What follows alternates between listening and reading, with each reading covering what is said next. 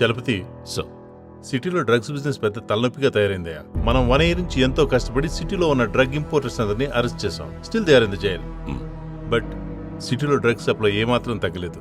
వీధికి ఒక పెడ్లర్ ఉన్నాడు. వాళ్ళు కాలేజ్ స్టూడెంట్స్ దగ్గర నుంచి స్కూల్ పిల్లల వరకు డ్రగ్స్ సప్లై చేస్తున్నారు. I'm not talking about weed, I'm talking about cocaine and heroin. We need to do something about this peddlers.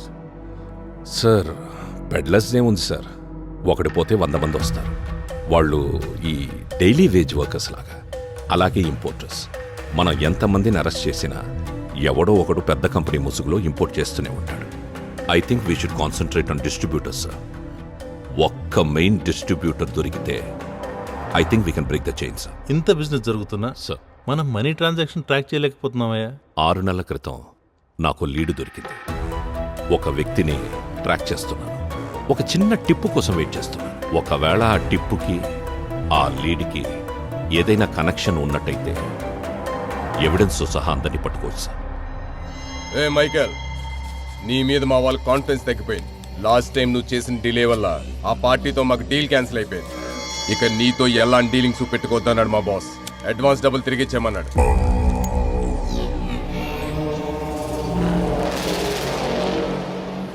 ఈ దందాలో అస్సలు నిద్రపోకూడదురా. 10 నిమిషాలు కునుకేస్తే బ్రేకింగ్ న్యూస్. ఇప్పుడే అందిన తాజా వార్త. ముంబై ఎయిర్పోర్ట్ లో 500 కోట్లు విలువ చేసే డ్రగ్స్ పట్టివేత. చెన్నై రైల్వే స్టేషన్ లో 200 కోట్లు విలువ చేసే కొకైన్ స్వాధీనం. హైదరాబాద్ లో 100 కోట్లకు విలువైన హెరాయిన్ ని టాస్క్ ఫోర్స్ వాళ్ళు పట్టుకున్నారు అని ప్రతి న్యూస్ ఛానల్లో 10 నిమిషాలకు ఒక్కసారి వాయిస్తుంటే ప్రపంచం మొత్తం చూస్తుంది. నువ్వు చూడలా? ఇది నా ఒక్కడి ప్రాబ్లం కాదు, మనందరి ప్రాబ్లం.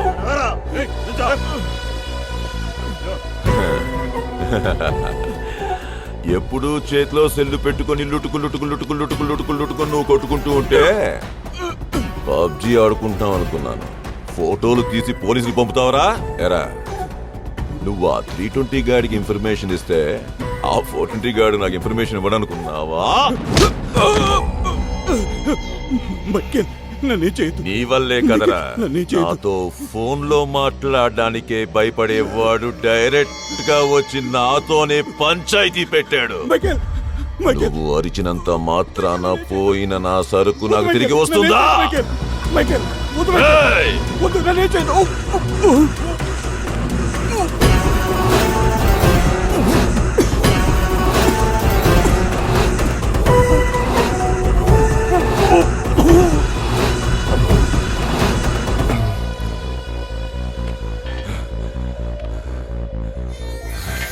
ఏరా, ఈ కాన్ఫిడెన్స్ చాలా? సరే, నీ వైపు అంతా క్లియర్ అయిన తర్వాత మా బాస్ని అడిగి నెక్స్ట్ డీల్ ఎప్పుడో చెప్తాను. రే దాసు, లేచిపోయిన పెళ్ళాము తిరిగి వచ్చిన కాన్ఫిడెన్స్ వేస్ట్ రా.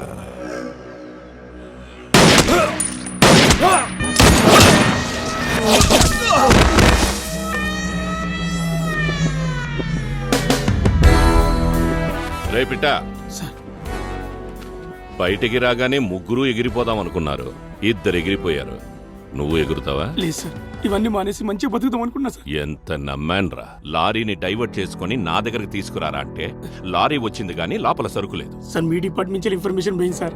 అందుకే ఒక లారీ నుంచి ఇంకో లారీలకు స్టాక్ షిఫ్ట్ చేసి సార్.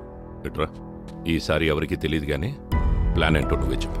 సార్, దొరికితే ఈసారి మైకేల్ చంపుతారు సార్. ఇప్పటికే మీకు ఎన్నో ఇన్ఫర్మేషన్ ఇచ్చి సార్, మీకు కాల్ పిట్ట నా కొడక, నువ్వు ఎవిడెన్స్ తో దొరికి అప్రూవర్ గా మారావనుకో, నీ మీదున్న కేసులని తీసేసి నీ లైఫ్ సెటిల్ చేస్తావో. రే, చెప్తే ఈడా, చెప్పకపోతే ఆడా. సార్, చెప్తేనేమో మైకేల్ చంపుతాడు, లేకపోతే మీరు చంపుతా అంటారు. ఏం సార్ ఇది? మైకేల్ కేవలం చంపగలడు, నేను చంపగలను, బతికించగలను. పట్టితే సార్, బండి నెంబర్ నేను పట్టితే సార్, నన్ను నమ్ములు సార్.